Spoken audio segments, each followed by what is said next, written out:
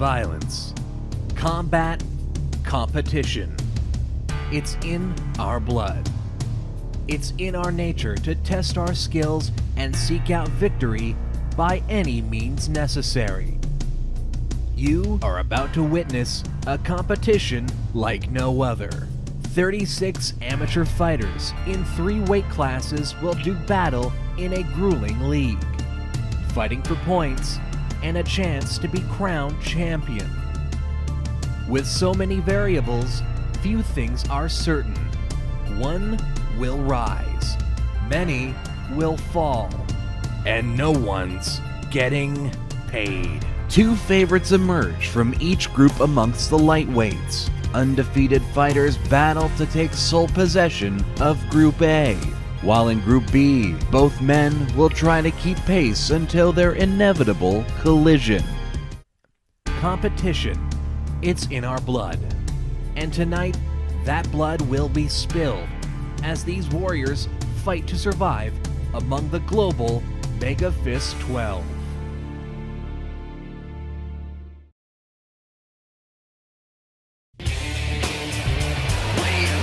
In fact, live and here with you on our new night of the week, Tuesday night. Good evening to you all from Branson, Missouri. It is the Nougaty Center. It is Global MEGAfist 12. It is the lightweights going for fight number 3 tonight. My name is Derek Osceola, joined as always by Lucille Cramble-Corn. Lucille, great to have you here again.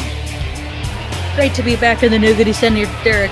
These lightweights, we're seeing some trends emerge among these smaller fighters, and we've got a great night of fights and violence on tap for this fantastic audience.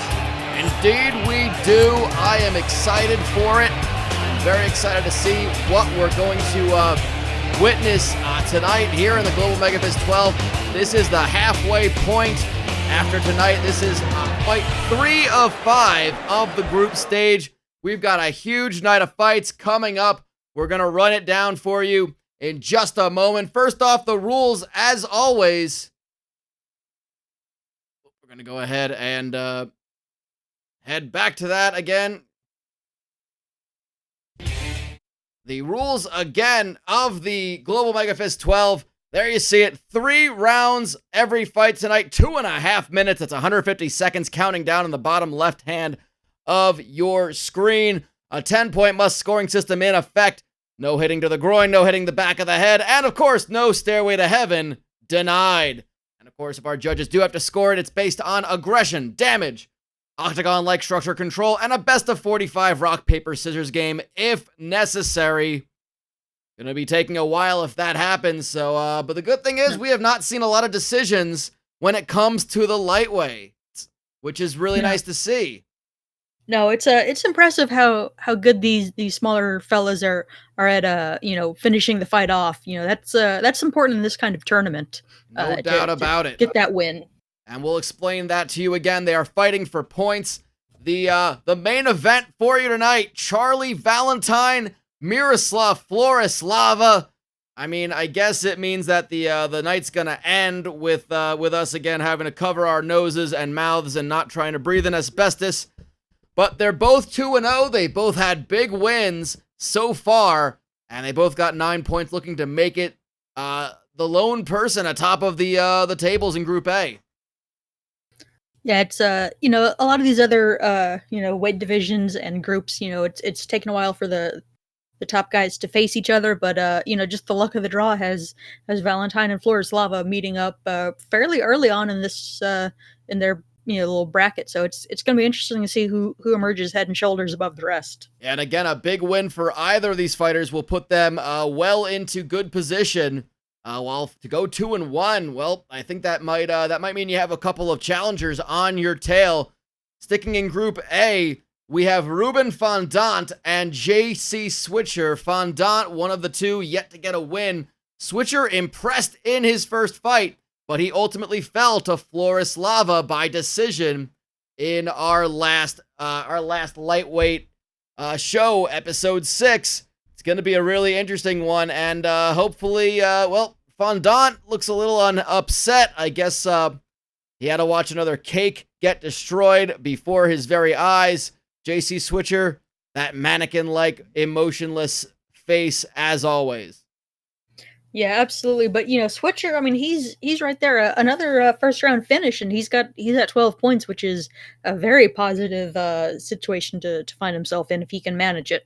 Yeah, so far we have not seen much out of Ruben Fondant. He lost in the first round and then the third round most recently. We'll have to see if Switcher can continue that losing streak, or will Fondant finally get his win. Closing out Group A, Rear Sergeant Val Gibbs, another 1-1 fighter, after just getting his first win in the third round last episode of the lightweights. Takes on Eddie Andromeda, another fighter looking at 0-2, and another one who's going to be, he hopefully doesn't want to be another one biting the dust tonight, but he could potentially be staring down 0-3.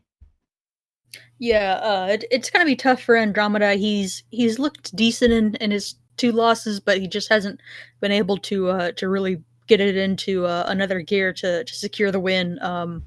But a guy like Rear Sergeant Val Gibbs, you cannot say enough about this man. This man sacrifices for this and numerous other countries in various military capacities. Yes, I've never heard of it where you could serve for the military in multiple countries, but he has insisted that he has done it, and in some of those countries no longer exist, as he reminded us. But again, nevertheless, would never question a true patriot, as he would claim. Moving over to Group B, this should be a big one. Trevor Serrano and Cale Howard, both of them at 1-1, both with impressive wins. That one win, Howard's by submission in episode 6. Serrano won his first fight via TKO. Again, both looking to get back on the right track. This could be a make or break fight for both of them. Absolutely, both guys want to push themselves to the top of their groups, and this is a they say iron sharpens iron. Well, in this case, iron's going to test iron, and we're going to see whose iron is stronger. No doubt about that, and I imagine the iron. Gotta hope that Cale Howard, the vegan activist, does not have an iron deficiency. I don't know exactly if some of the stuff that is rich in iron is something he can in fact eat, but we'll find out.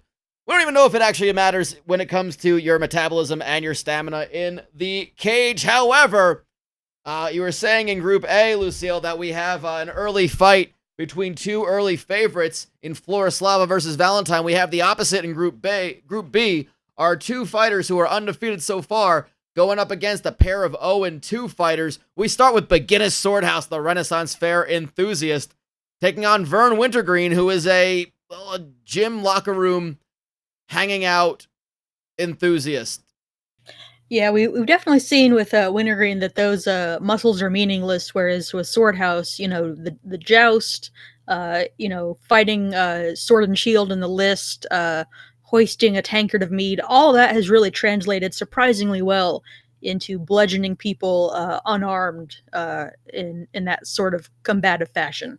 Well, we were saying it'd be a great time for one of these 0-2 winless fighters to get a big win. It's going to be an even bigger one if they get it by taking out one of the undefeated fighters. We go to the other one. We're talking about Rob Lynn, the Goblin Rob Lynn himself, the famed Canadian pickpocket, taking on Zeke Apnea, who has struggled to stay awake for some of his fights, namely in the fact that he has been put to sleep twice, both losing by TKO, once to Beginner's Swordhouse, and in episode 3, his first fight to Trevor Serrano.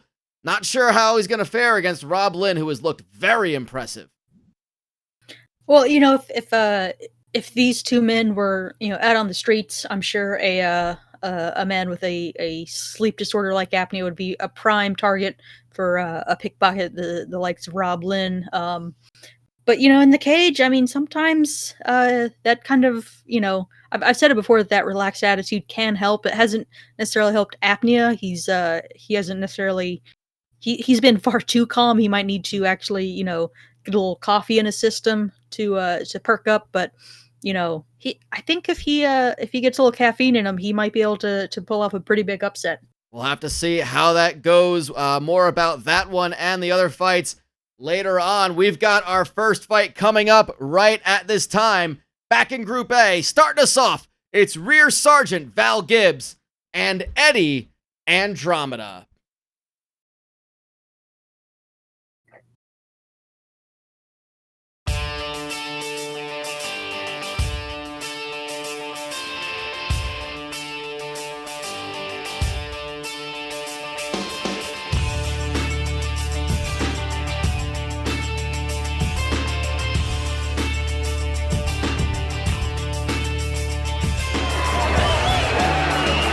Eddie Andromeda, always a showman, always loves to show off for the crowd, would like to show off with a win. His losses have been impressive, not so much in the way that he would like to show off, but we'll see if he can fix that here.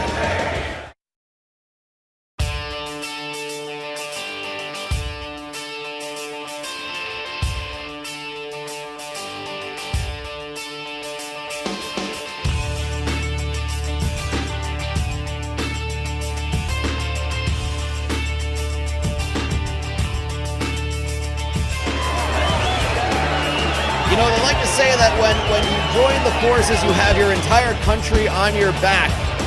Well, this man has felt the weight of several countries, some that do not even exist anymore, and some that we're not sure ever existed, on his back. And that sort of, far be it from us to question it, but Rear Sergeant Val Gibbs, a true patriot, comes into this one, and yeah, there we have the tail of the tape, and you see, as always, Eddie Andromeda giving up such a height and reach advantage, a disadvantage to Gibbs. He's going to have to overcome that, I imagine. Yeah, those lack of inches have definitely hurt him so far, and an experienced fighter could definitely utilize their smaller size, but Andromeda is just far too inexperienced to really put that together. And that's no disrespect. Literally everyone in this Global MEGAfist 12, which gets started again here on Tuesday night. Big knee from Andromeda. And I guess he's limber from being the frontman of a Queen cover band. You got to just use whatever resources you have. And he's got that sort of limber, ability to kick high and throw the knees. He's going for a guillotine. He's looking for that guillotine. I think Gibbs is going to be too fresh, too dry. He should be able to, muscle his way out. But I understand he had to be reminded that all of his medals, which no one of course questions where he got them from, had to be removed. They could not wear them while he fought, but he did land a nice big.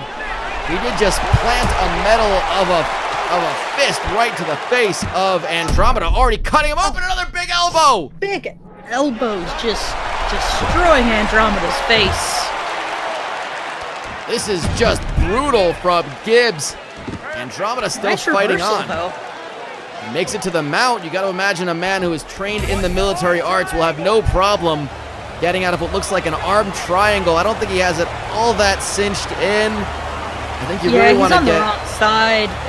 you want to get that. You want to get that arm kind of in place. Looks like his arm is kind of underneath. But a nice attempt. I spoke with Gibbs earlier in the week, or I guess it was late last week, about the various military combatives that he learned, and I asked him, what has taught him the most, and he said the wet one. And I think he means the Navy, but I'm not 100% sure. He just said the wet one a couple of times. I don't know of any wet fighting styles, but I suppose maybe so. I asked him if he ever thought about becoming a Navy SEAL, and he said no. It's cruelty he doesn't support cruelty to animals, and I was kind of in awe. And then he jingled his medals, and then I just was kind of in awe, like a baby with a keychain. They're just very flashy. They're very colorful. I don't even know what they stand for, but we are seeing a first round with a lot of action, and Gibbs gets the takedown right as the horn sounds. Maybe he's fought in a pool. I don't understand. I don't know. Yeah, we can't hope to understand, someone with that long of a military background. The kind of things he was asked to do that will never see the light of day. It's just impressive that he's decided to grace us with his presence here Of course, at Global Megafist. confidentiality is of course you have to keep secret some of the missions. You can't reveal anything that you have gone into, as we respect, of course, as we do respect the troops here. If there's anything that mixed martial arts does, it respects the troops without question. And Gibbs, after eating a knee, he certainly did answer some questions of whether he could continue and recover, and he certainly has. 5 minutes of hell, tighten your punches Yeah, up. he The recovered uppercut is very there well all and day, landed but you some gotta good raise ground and someone. pound.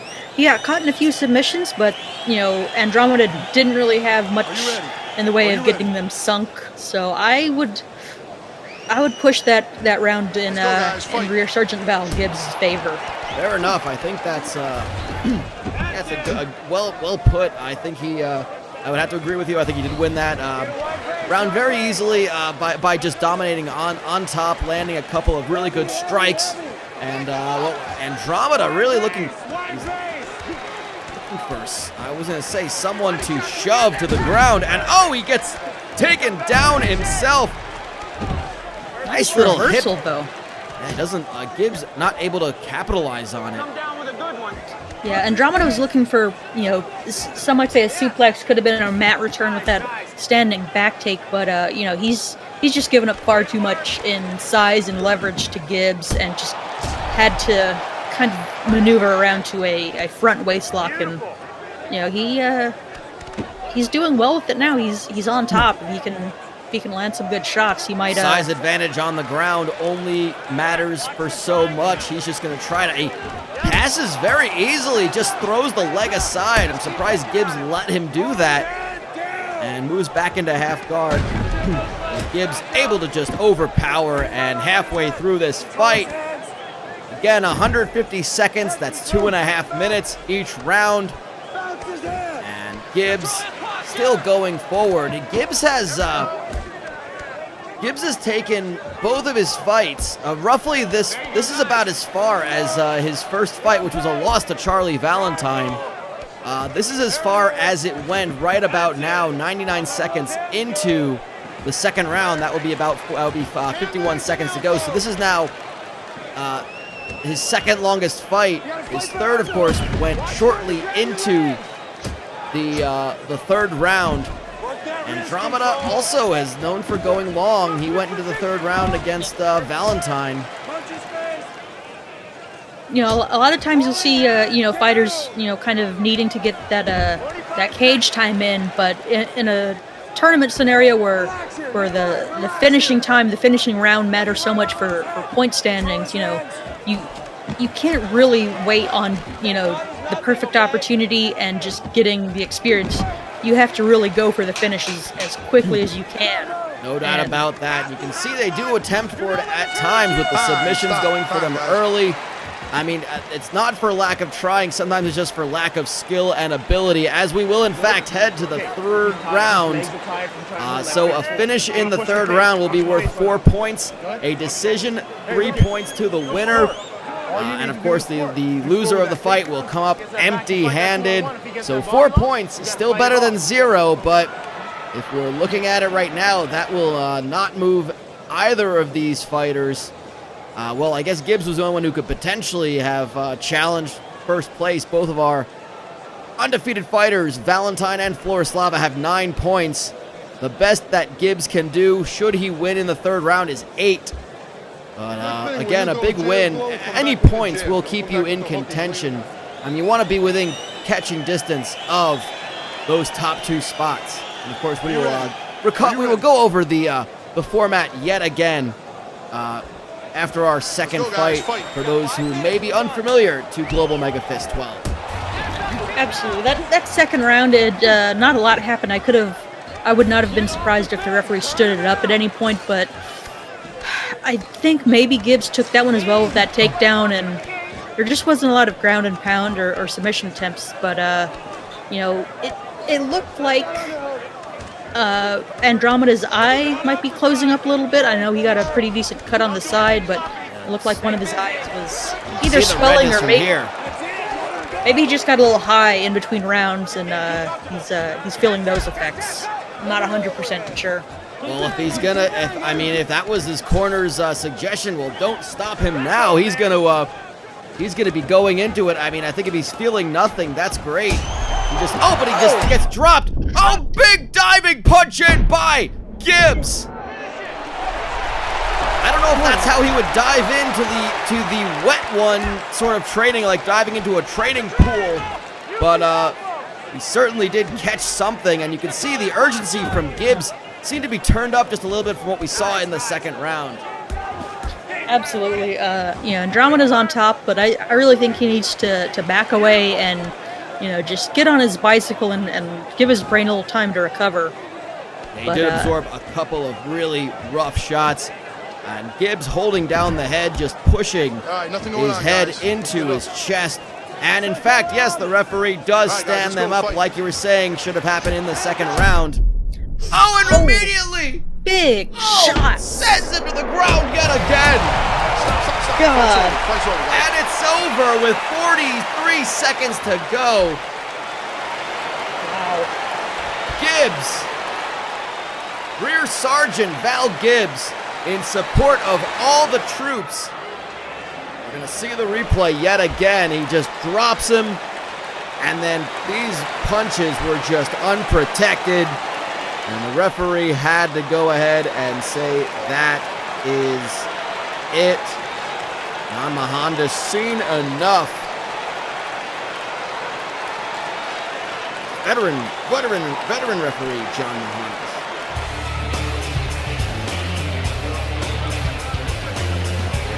That is in fact Rear Sergeant Val Gibbs. 8 points in total. That still keeps him in third place at this time, but it puts him within a point of Florislava and Valentine, who of course are fighting in our main event. What a fight, what a performance from Gibbs, and Andromeda coming up short again in the third round. Coming up next, Apnea versus Lynn. This is going to be an interesting one. Can Apnea get his first win? Or will Rob Lynn continue to move, stay at the top of the table?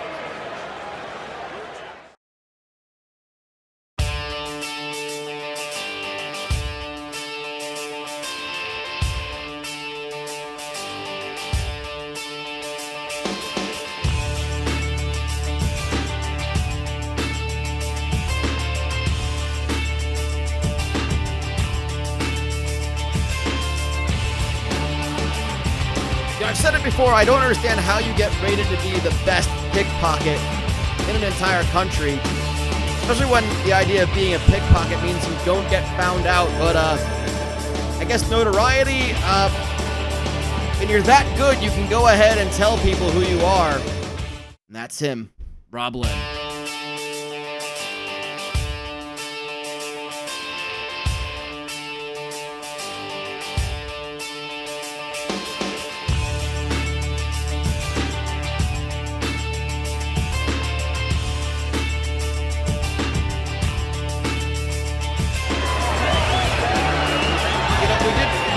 Talking about Zeke Apnea coming out in his sleeping attire. Again, you let him fight in it. Why not?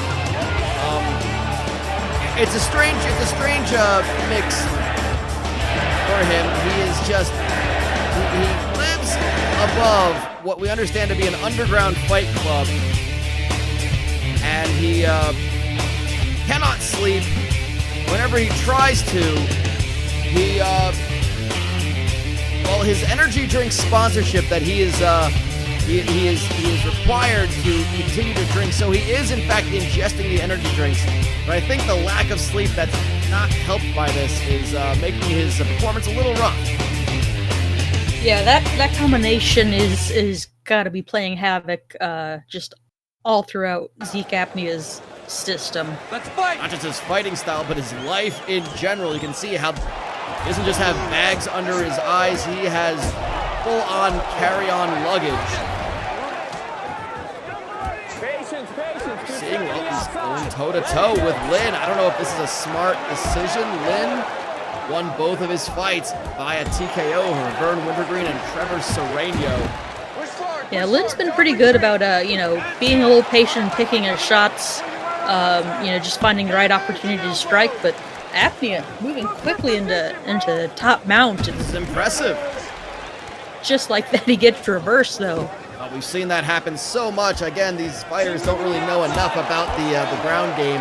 That any sort of mild advantage is amplified by just the confusion when you realize that there's not just punching and kicking. And speaking of kicks, Kick. Lynn is just relentlessly raining down punches. Goodness, how did Apnea survive that onslaught? He looked close to finishing Apnea there. That was. I mean, I guess when it's hard to fall asleep, maybe it's hard to be put out of consciousness as well. I mean, both of Apnea's losses via TKO. The man's never been knocked out. I think maybe the energy drinks have something to do with it. It gives him just uncomfortable amounts of energy. But again, that makes the crash that much worse. You see if they've timed it right this time. He's got mount. Yeah, he's got mount. He's got Lynn pushed up against the cage. It's hard to roll. Oh, but wow. Well, I guess nice that sweep. pickpocket like stealth agility. He's able to slide out the back. What a sweep that was. Yeah, you have to imagine if he's in like a crowded bar environment, Rob Lynn's probably got to be able to, slip and slide behind people and just be unnoticed, and that really helped him with that reversal. Yeah, the 5 Ds of dodgeball probably work for the 5 Ds of pickpocketing as well. He wants to dodge, dive, dip. Yeah, well, he saw a flying knee coming. Oh my God! Oh, he's asleep. Oh, he might be dead. Oh, that's very possible. We gotta just double check. Referee is checking in, performing. Well, it's uncomfortable to watch. He's calling in while he's sitting him up. Apnea. Well, good night, sweet prince. The exchange, a brutal one, and that's what happens when you go toe to toe with one of the deadliest strikers at 155 here in Global MEGAfist 12, the Goblin, Rob Lynn. Apnea was snoring as he was falling backwards. Now, I don't think he would want to be woken up, but of course, for his well-being, we probably should do that. And yep, Rob Lynn, what a win! 16 points after 6 more points puts him at the top of Group B. Of course, his rival at the moment, Big Guinness Swordhouse, will be fighting a little bit later. And, well, that's what a pair of opening fights we have seen. Coming up next, what we're going to see, it's going to be a battle of anything you can do, I can do better, as Big Guinness Swordhouse has now seen what his rival, Rob Lynn, has done. And he's going to want to try to match that with Vern Wintergreen. Before we get to that fight, we're going to go ahead and give you a reminder, especially if you're new to Global MEGAfist 12. First off, welcome. And we've been talking about points and standings. Here is the explanation of how the Global MEGAfist 12, how it works. The Global MEGAfist 12 is a grueling competition like nothing ever seen before in mixed martial arts. First, the 12 fighters are drawn at random into 2 groups of 6 fighters each. Each fighter will face off against the other 5 in their group. A win is worth 3 points, while a draw is worth 1. In addition, bonus points are awarded for how fast a fight is won. Winning in the 3rd round is worth 4 total points, a 2nd round win is worth 5, and finishing a fight in the 1st round gets you 6 points in all. After all 5 rounds of competition, the 2 fighters who finish in last place are relegated from Global MEGAfist 12 and must earn their way back in next season. They will be replaced by 2 fighters from the Hyperfist qualifying tournament. The 2 fifth-place fighters will be matched up against 2 more fighters from the Hyperfist qualifiers, with the winners earning their spot in next season's Global MEGAfist 12. The top 2 fighters from each group advance to the semifinals, where the first-place fighter from each group will take on the second-place fighter from the other. The winners of these fights will do battle for the championship. It all comes down to one thing: win, and win fast. And the title of Global MEGAfist 12 champion awaits.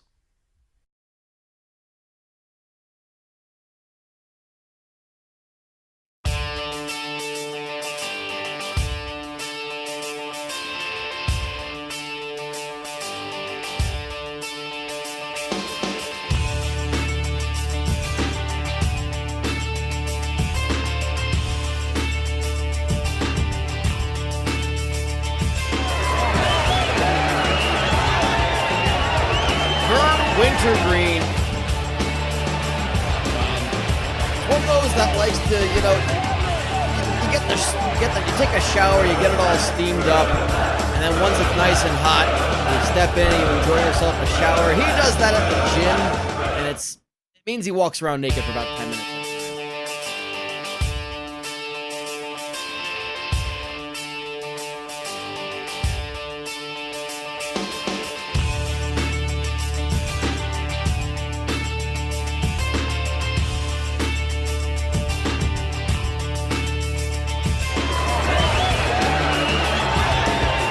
Comes the Renaissance Fair enthusiast.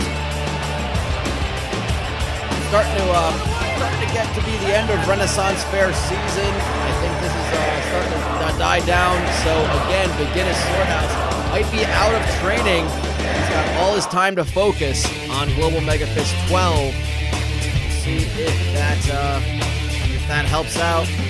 As we see the tail rotate, neither of these fighters all that tall. Again, height and reach advantage goes to Swordhouse, but just barely.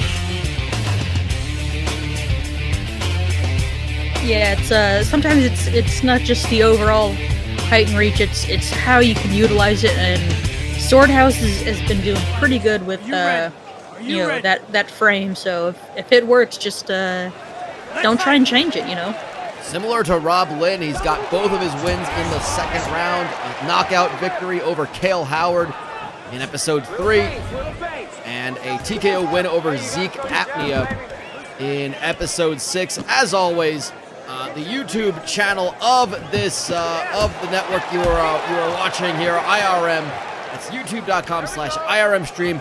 You can watch all the previous episodes of Global MEGAfist 12 if you've missed them, and of course, this one will be back. This one will be up there as well. Less than 24 hours. You want to relive this episode and some of the knockouts like the one we saw earlier.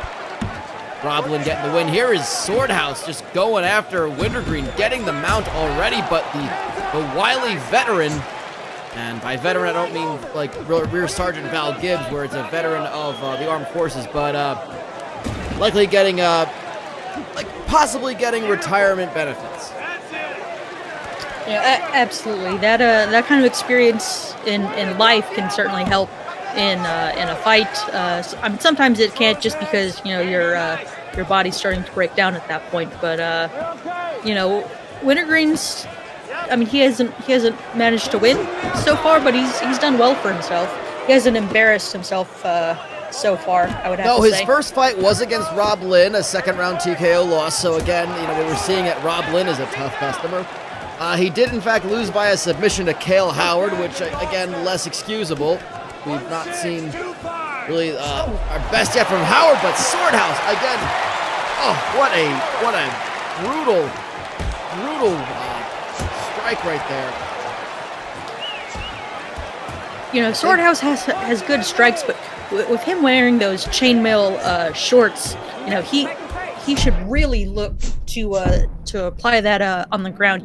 Just add that extra weight on his opponent. It really does, but his striking, he's got that just beefy upper body. It really just puts so much weight behind the punches. You're absolutely right. You think you throw a kick, that the velocity just is added, and here, this is what we're seeing. When he's got the mount, it's that much tougher to get off of that, because that chainmail, and again, just it's got to be uncomfortable just rubbing up against it. I mean, I can't imagine that being comfortable to the, well, we imagine very sensitive skin of Vern Wintergreen. Yeah, they the weight of the chainmail is definitely, you know, gonna help with making Swordhouse's hips heavier. But you know, a guy like Wintergreen, he's got that power to hit those rolls and those reversals. But Absolutely his chin does. is being tested. No doubt about that. We have yet to see him. Not seen him been knocked out. Again, a TKO loss is one thing. He just keeps coming. Get a nice good look at his tattoo. I imagine that's something from a previous time. I don't know much of the history behind that.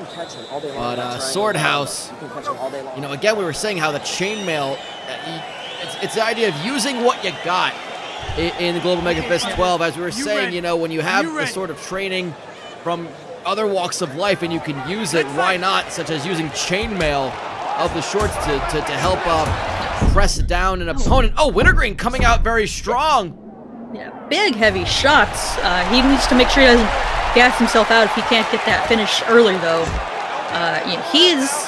You know, it's funny that Swordhouse is the Renfair guy, but I'd have to say between the two, Wintergreen is built more like a smoked turkey leg. He's just got so much mass up top and not much in terms of his legs. And his desire for the tanning salon makes him colored like a turkey leg a little bit more as well. Perhaps that's a bit of motivation for Swordhouse. He gets his victory turkey leg, I imagine.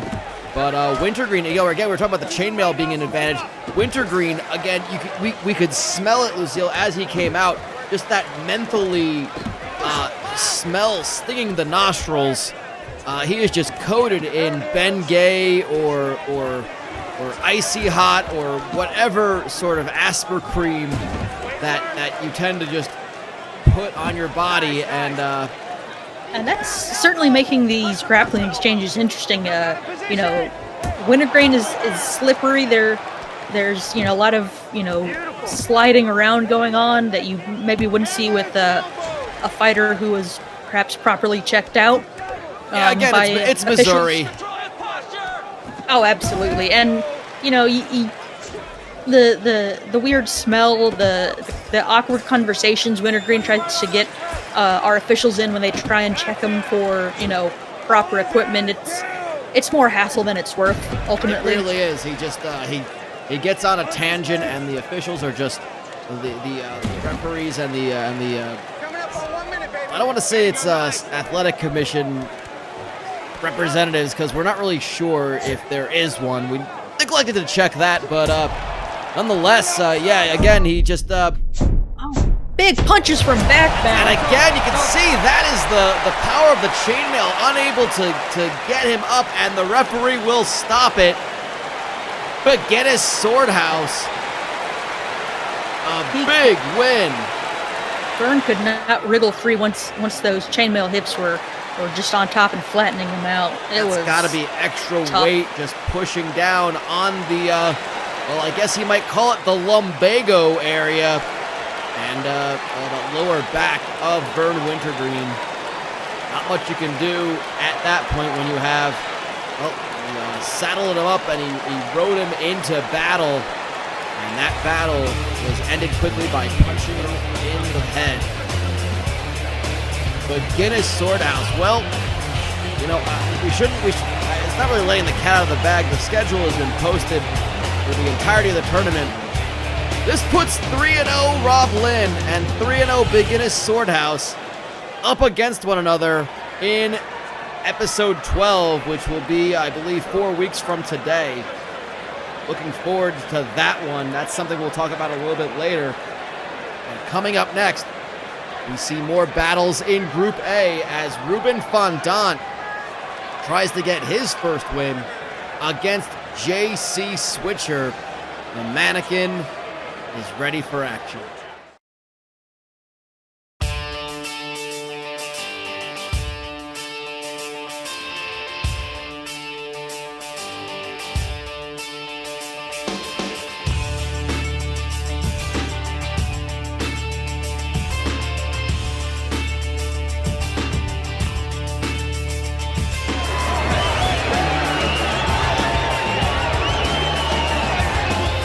about stamina, JC Switcher is someone we have to talk about stamina. He is a living mannequin.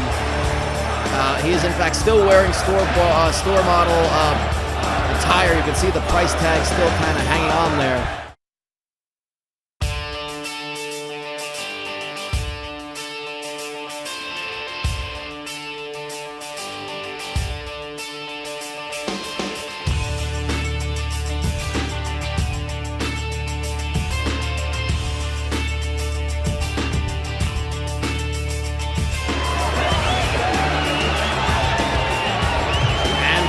The Splat Cake Factory,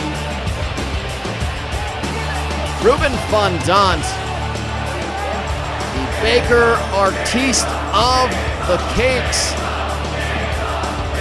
He's trying to be an ace here in Group A. He's yet to get a win, but I will tell you, he can make a mean cake, and he forces himself to watch as his works of art are destroyed before his very eyes. Yet to fuel him any sort of anger towards a victory just kind of makes him sad. It's a disappointing life that Ruben Fondant leads, and his performance thus far in Global MEGAfist 12 is only compounded that. He's yet to enjoy a victory here, but again, against JC Switcher. Not really sure what we're getting out of Switcher just yet. He's won 1-1, a win over Eddie Andromeda, a very quick knockout, and went the distance with Miroslav Florislava, which is impressive as we're learning about Florislava, but ultimately lost the decision. So still a bit of a mystery to me as this Switcher. I don't know, I can't quite tell what his where his ceiling is here in the Global MEGAfist 12. Yeah, it's is he gonna be a first level fighter with housewares, or is he maybe gonna take the escalator up to the next level and show off the fine suits? Fair enough, and well, he's definitely rocking the sportswear at this point, or perhaps, a couple of wins strung together, he might go all the way to the top floor in betting. But right now, he's going toe-to-toe until they just decided to clinch, going in that over-under clinch, and it's like Switcher wants to use a little bit of that reach advantage and that height advantage. He's keeping it at distance, but Fondant seems happy to go with him on this. Yeah, Switcher's got that length and reach, but Fondant, for some of his faults, he's got good timing. He knows when to take a cake out of the oven before it starts to crack, and he can definitely use that sense of timing to leap in and land some shots on his opponents and hopefully leap out. No doubt about that. Again, we want to make it clear that the fight record of Ruben Fondant, nothing to do with his ability to make a cake.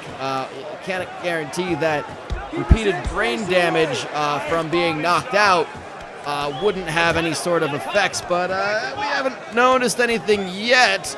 I know in recruiting fighters, we were able to visit the Splat Cake Factory, and we did get to sample some fantastic baker Fondant. Much to be desired as a fighter, however.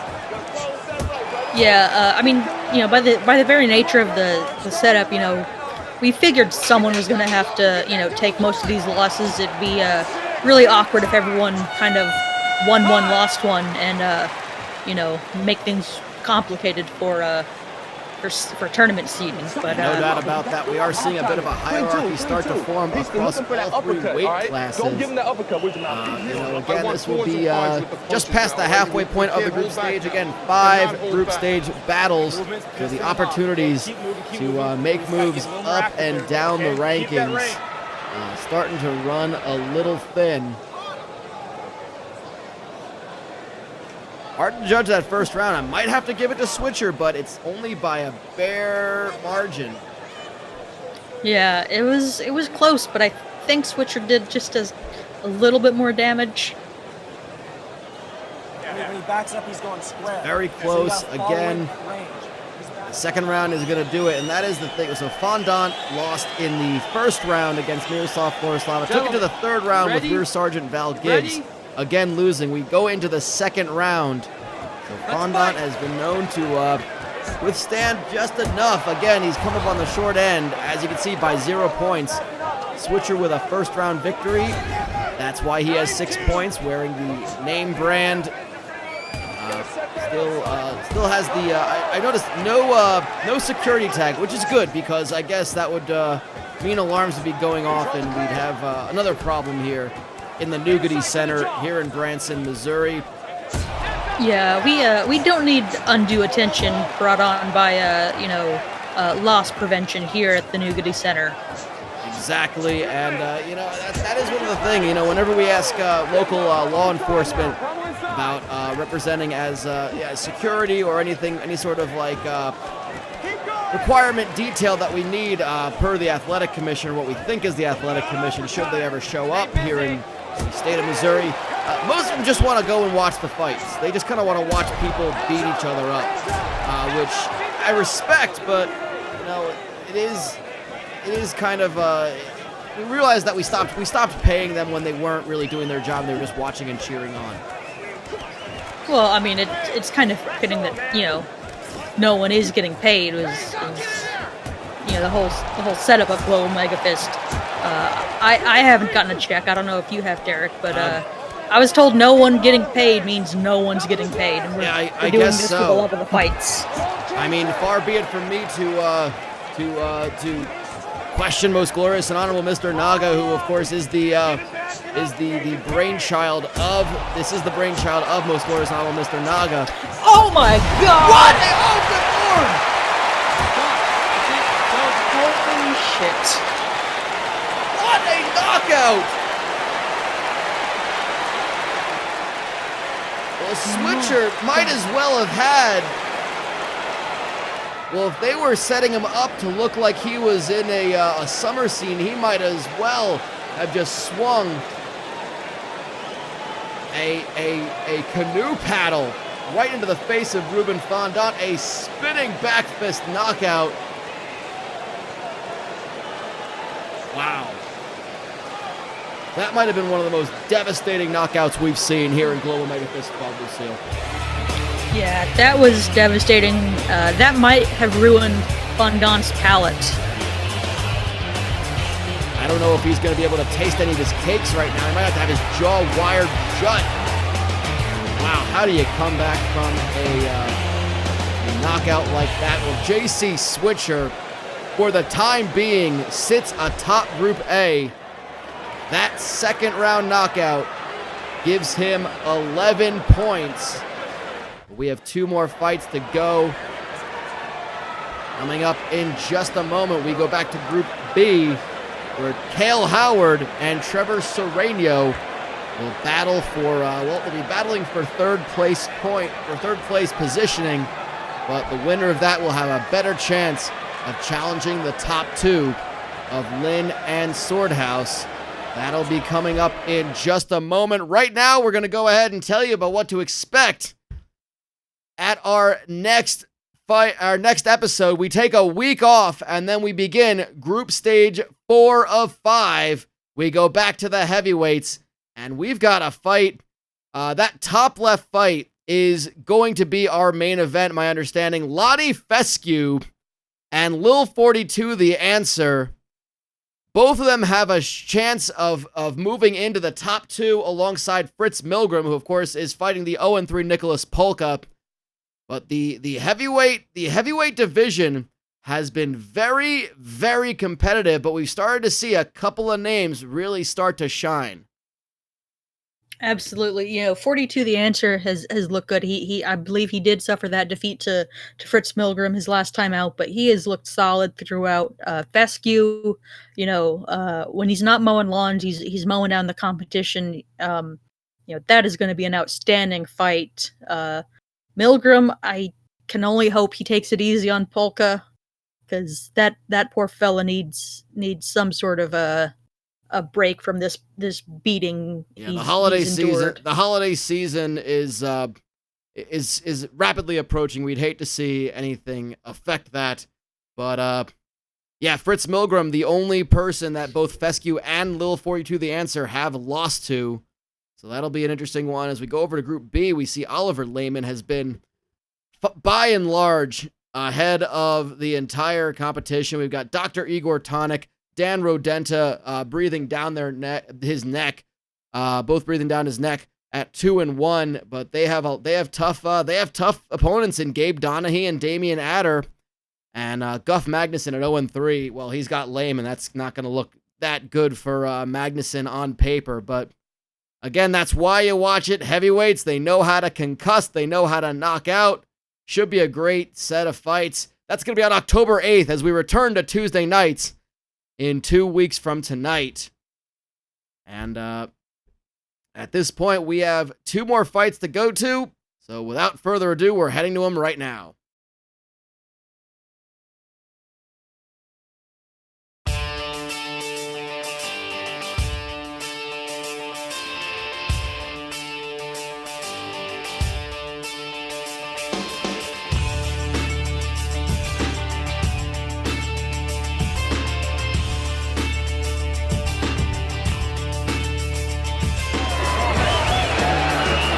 I guess the only thing I can imagine is that's why he has a Master's of Science. Unsure in what exactly, but that must be why he's so proud of it. He got MS tattooed on his chest. The school counselor, Trevor Sereno.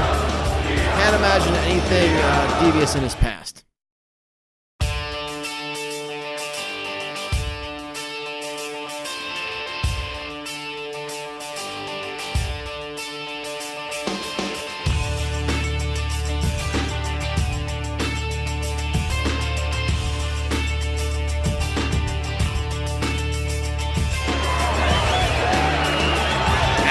Well, here is Cale Howard, the vegan activist. Won't let any sort of study or truth of the matter get in the way of the point he's trying to make. But I understand he watched Rocky. He did try to watch Rocky after in an attempt to learn a little bit more, and it didn't really work for him because they saw him punching the giant cuts of meat. So he made a giant tofu slab and punched a hole right through it after about 2 punches. Which, if you ever felt tofu, it's not that hard to do, so it shouldn't be that impressive. But I guess bless him for trying on that one. Yeah, for someone of his dietary persuasion, it's certainly an A for effort, I guess. Here we go. Howard in the very compostable shorts.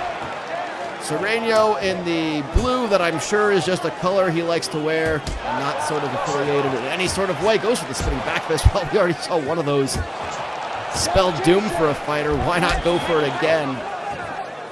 Yeah, you see a lot of times, something works for a fighter and other fighters start copying it, I remember a stretch a couple years ago where everyone was trying jump knees while defending single leg takedowns.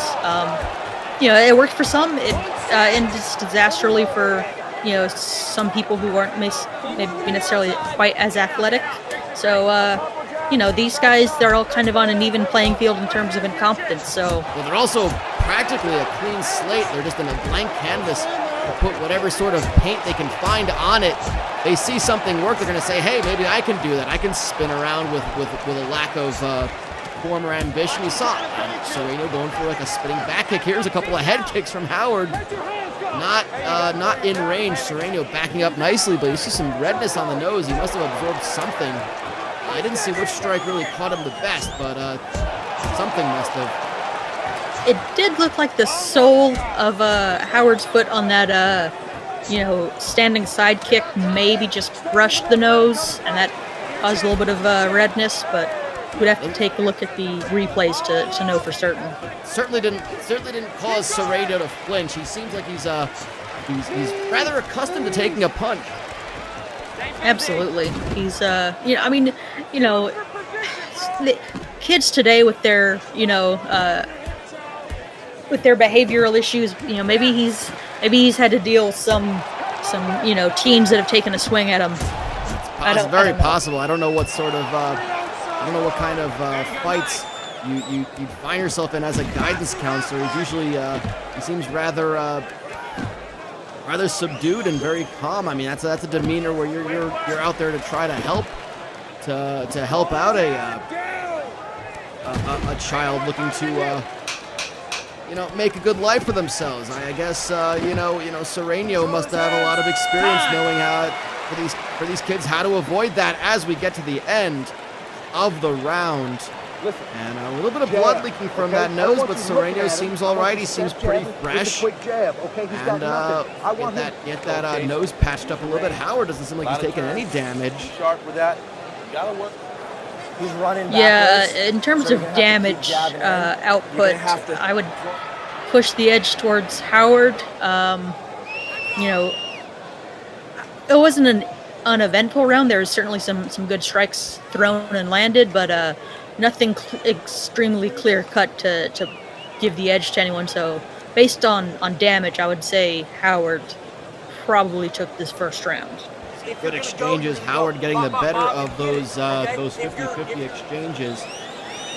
Heading to round 2, it still is anyone's fight. It's very even. Are you ready? Are you ready? Despite us giving the round for Howard, it was very close. Tough to call that one. A lot of blood on the mat already. And here we go. Round 2. Again, 150 seconds. That's 2.5 minutes. These two middle of the table, both at 1-1. 6 points for Sereno, 5 for Howard. A lot of kicks from Howard, using those lanky, skinny legs. I guess when your legs are practically all bone, that's like swinging a baseball bat right at the head. Yeah, they're longer. They got a little more weight to them, so it's definitely a better choice than his fists. And he's got good quick hips. He can turn his kicks over. I don't know if it's yoga or Pilates or some other technique that is getting him this flexibility in these quick hips, but it's working for him so far. Well, again, that's the thing. It's you don't want to be learning on the fly through experience, but you're kind of put in there and forced to for the sake of glory of the Global MEGAfist 12. And you see the right side of the body of Howard has been eating the rear left kick, and again, Sereno throws it again. That's just going to slow him down. If he can catch it in the right spot, that will most certainly that can stop a fight. You just hit someone right where the floating rib is, right into the liver, and you are basically knocking him out while they're still conscious. It is not a fun experience, or so I've heard. Yeah, the liver on the other side. You got the spleen. Those big blood-filled organs. When they get hit, they kind of compress, and the blood goes somewhere where it's not really supposed to, and it's a bad reaction when that happens. Yeah, if you ever watch boxing or you ever seen a fight where someone just drops about 3 seconds after being hit in the body, that is kind of what we're talking about. It is excruciating. It is the kind of thing that can keep someone down in a combat sport where a 10 count is administered. Of course, it's not MMA, but in something like a kickboxing or a boxing, you can see why that keeps someone down for the length of that 10 count. It's staggering, it's stunning, and it looks like we're going to go to a third round unless someone can finish it quickly. We got some clinch fighting. And to their credit, not seeing a lot of fatigue from either of these two fighters. No, they've thrown a lot of strikes, but they're fairly fresh. And I wonder if part of that might be that there hasn't been a lot of grappling. Grappling, especially for people who are not used to it, is extremely tiring and can just drain your stamina instantly. It is the great equalizer should that happen, but no doubt what we're seeing is quite a fight that. Well, it could very easily put either of these two into position to make a challenge for Swordhouse and Lin. Again, a win for either of these fighters can send them into the fourth fight in 4 weeks' time. And Okay, fighters, are you ready? and should Are you ready? Swordhouse or Lin, should one of them, whichever one of them loses, that puts someone at 3-1 versus another 3-1 fighter. That's very possible.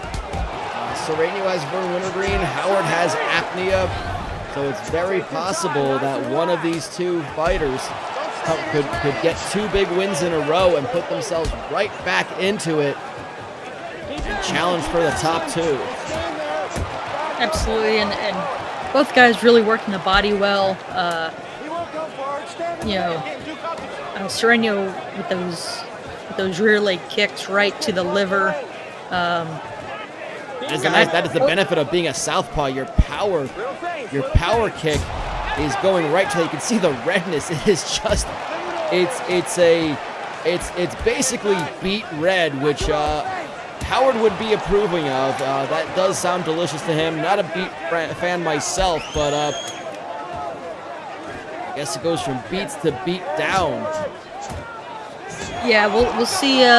We'll see who can achieve the beat down in these last 80 seconds. We're really not seeing Sereno. We haven't really gotten a good look at his right side, but the wear and tear is definitely on the body of Howard. I don't know if that translates to scoring strikes, but we're gonna have to see as we are approaching the final minute of this fight. 60 seconds to go at this time.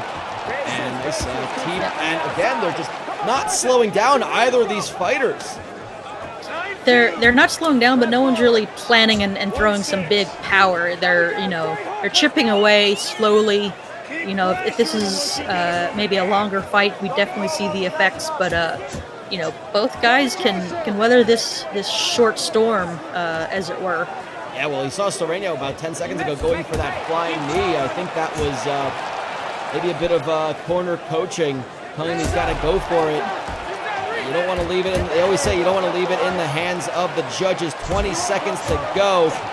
We might see a decision unless something big comes. And they're starting to go after each other. I think maybe it's kind of like when you realize that,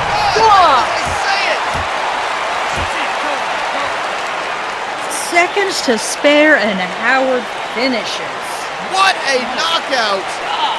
Sereno going to Dreamland. And we see that is a lot of damage on the left side of the face of Cale Howard. And he throws up the V's for veganism. I guess those V's also stand for victory.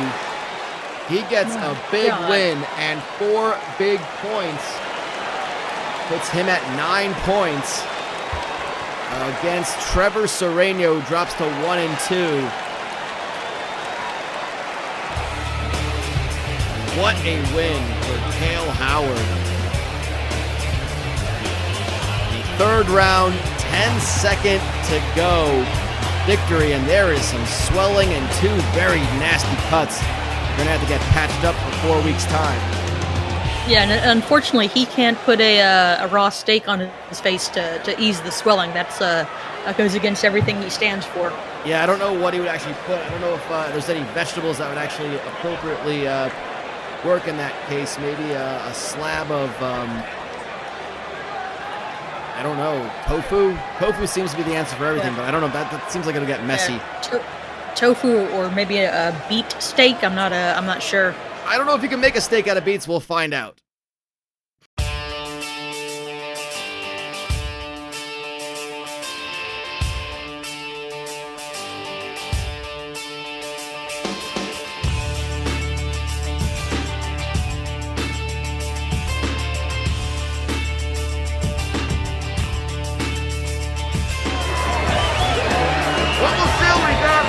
I've got my handkerchief out, covering my nose and mouth, because Miroslav Borislava, the fireproof fighter, wearing asbestos, knee pads, ankle supports, and of course his shorts. Not healthy. It's not healthy to be breathing it in from such a close distance. And I fear for his safety and the safety of his opponent, Charlie Valentine. Charlie Valentine, as he makes his way out here, the Oklahoma Cupid, the matchmaker, well, if he wanted to strike a match, I suppose the asbestos would keep it from lighting up. Man, I do not feel comfortable for my own safety. Yeah, this is a terrible situation for all involved. Everyone in the crowd, everyone around this octagonal-like structure definitely needs to get checked out after this fight. I was going to make a comment that, Valentine is looking to pierce the heart of potential matches, and Florislava is actively shredding the lungs. Yeah. Some sort of, organ kind of based combat, but I'm just more concerned for everyone's overall health. No doubt about this. And we've got again, it's nice after this being our 9th episode of the Global Megafist 12. We start to see a lot of familiar faces in the crowd. Again, we're always here in Branson, Missouri at the Nugent Center.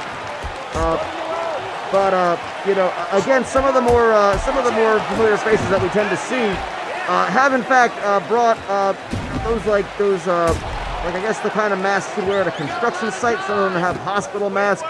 Some of them doing just like we're doing and putting their shirts, the collars of their shirts over their nose and mouth, or at very least a handkerchief or something. Children are being escorted to the back. At least this is the last fight, so they're not missing much more. Again, not sure why they brought children to a mixed martial arts bloodbath such as the Global Megafist 12 in the first place, but here they are. Yeah, it's confusing to say the least. I'm surprised we aren't selling any kind of respirators or masks yet. Perhaps the most honorable and glorious Mr. Naga is just waiting for the proper branding opportunity to introduce that. But that seems likely. I would certainly hope that that comes soon and we can make use of it. Or at the very least, something provided to us. I'm seriously considering buying a gas mask and just going ahead and putting it on my own face for the next time this happens.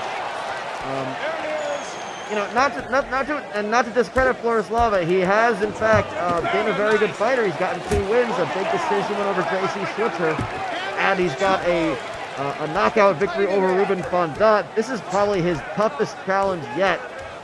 Charlie Valentine with a submission win and a knockout win. So far, he's a very well-rounded fighter. This will prove if Florislava is for real, or if he's just blowing smoke, as it were. Absolutely, and regardless of whatever outcome happens tonight, just the fact that Florislava is able to compete at this level across 3 events, with his own asbestos ravaging his lungs is, I would say it's impressive, but he's also putting us in danger, so yes. I don't want to give him too much respect on that front. He could simply change his shorts and this wouldn't be an issue. I'd really appreciate that as well, but for as many times as he's been requested to do that, it's just it's not really something there's only so much you can say. Got to keep those hands up inside. He just shows up and he switches them off and he puts them back on, and there we go again. So I don't know. It's unfortunate. I really just don't want to contract anything. Mesothelioma is very much a serious thing, and we could eventually have a class action suit on our hands, but I guess that falls down to most glorious and honorable Mr. Naga. We'll try to call the next round, as it was very even. Some good ground fighting. Florislava able to open up a cut underneath the eye of Valentine. But we'll try to focus on his fight. Again, we're a little worried for our life. I'm worried for John Mahandas, who is right there in the cage. Let's go, guys. Fight. Veteran referee John Mahandas. Yeah, it's a bad situation for all involved. Both men have small cuts under their eyes. I can't imagine asbestos fragments getting into those open lacerations are going to be great for the bloodstream. Yeah, you can't imagine what this can do to someone. It's terrible to think, and again, a big knee. Well, that knee. Well, again, the knee support made of asbestos going right into the area where the cut was, and Valentine, I think, just slid out of the way just barely.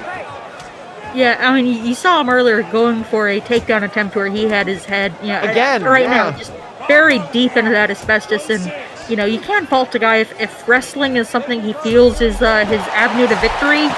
It's unfair, for Valentine to have to change that up just because, he doesn't want his internal organs ripped to shreds with a fiberglass fire insulation. Fair enough. Very good point, very astute point, great analysis of this fight as we reach the halfway point of this, our main event. Which of these two fighters will move to 3-0? JC Switcher is guaranteed to sit in the top two, as one of these fighters will only will suffer a loss, and it might be Valentine Florislava. Huge uppercut. Could this be the end? Oh, it is over. Oh, well, thank you. Can we get him out of the cage and away from all? If we get those shorts, I mean, he fought. I don't mind him if he just no asbestos. Come on, it's absurd. Yeah. And wow, moving to 3-0 is Miroslav Florislava. What a finish from him. And, it wasn't, I didn't think that first strike that dropped Valentine was going to be enough, but one of those ground strikes, we're going to see it right now. That's the one. That's the one. Gets through the guard, and I think Valentine might have been on his way to dreamland. Oh, God. Absolutely. Florislava, your winner, 14 points. After another his second round win. First round win, a decision, and a second round win. Well, he has cleared things out. Okay, well, what a night of fights we in fact had. Looking through the Group A results, this is what we're seeing. A couple of TKOs and a knockout. I think that JC Switcher one is what everyone will be talking about if I'm telling somebody about Global MEGAfist 12, that is what I'm going to show them, is that JC Switcher knockout. Oh, absolutely. That was one of the most impressive knockouts, of this tournament so far. No doubt about that. Rear Sergeant Val Gibbs, big win for him. Florislava, the only undefeated left in Group A, and we see how the standings are shaping up. Florislava, Switcher, Valentine, Gibbs, and any of those between 2 and 4 can make a charge, a late charge. Switcher has both Valentine and Gibbs in his final 2 fights, so the battle for second place. I don't want to give it away to Florislava just yet, but he's got Eddie Andromeda coming up, which on paper could look like a mismatch. Again, anything can happen here in Global MEGAfist 12, but we're seeing a potential 3-way battle for second place in Group A. Absolutely. I think Gibbs and Switcher is going to be a fantastic fight to really figure out who's at the top of the division and who's just not quite there yet. Maybe next year. The other 2 fights in this group for the next event, Valentine, you think not to make too much of a joke on Ruin, but it might be a cakewalk against Fondant, and then Florislava versus Andromeda. I don't see Andromeda winning, but again, it's mixed martial arts. Anything can happen. Just about anything has happened in the history of this strange, bizarre sport. So yes, I've never said I never expected to see a human mannequin knock out a baker with a back fist, but here we are. So again, yeah, anything can happen, but the right results can shape up, and Gibbs versus Switcher could potentially be an elimination bout as far as it comes to making it into the top two. Remember, the top two do move on to the semifinals. And we move over to Group B. We see the knockout. Cale Howard scored over Trevor Serrano. Rob Lynn had an early knockout in the first round. Takes the slender lead over Beginner's Swordhouse, and there we see it. Beginner's Swordhouse had the second round TKO, and that is how it shapes up. Swordhouse versus Lynn is the fight we will see in episode 12 on October 22nd, 4 weeks from today. That is going to happen. We could easily see, I think the winner basically moves on without question in that one. I don't think anything, a win for either of those two fighters will put them basically clinched into the semifinals. I think I have to check the math on that one. But Howard versus Apnea, Wintergreen versus Serrano. It's a chance for Howard and Serrano to keep coming back and trying to bounce back. And again, it's looking like it's Lynn and Swordhouse at this point, isn't it? Yeah, but I mean, with one of Lynn or Swordhouse having to lose in this next episode, if Howard can string together his last few fights as wins and finish early, he could easily sneak his way into that second place spot, especially if the loser of Lynn and Swordhouse struggles, even to just finish early. If the loser of that has some third round finishes, it's going to be really tough. Yeah, no doubt about that. And again, going forward a little bit further, just to kind of see how they play out, Lynn and Howard will do battle in episode 15, the final fight of the group stage. Serrano has Swordhouse, so there's not an easy road for either of them. They want to make the most of these fights they have in episode 12. That is it. Lucille, thank you as always for joining me. It has been a great night of fights. Thank you for coming here and giving your expertise. And we saw another great night of lightweight fights. Absolutely, it was a fantastic night of fights. Some great knockouts. I want to tell all the viewers out there to sign the petition to force Miroslav Florislava to change his shorts. It's got about 3 signatures. It's me, Derek, and I'm not sure. I think it's JC Switcher.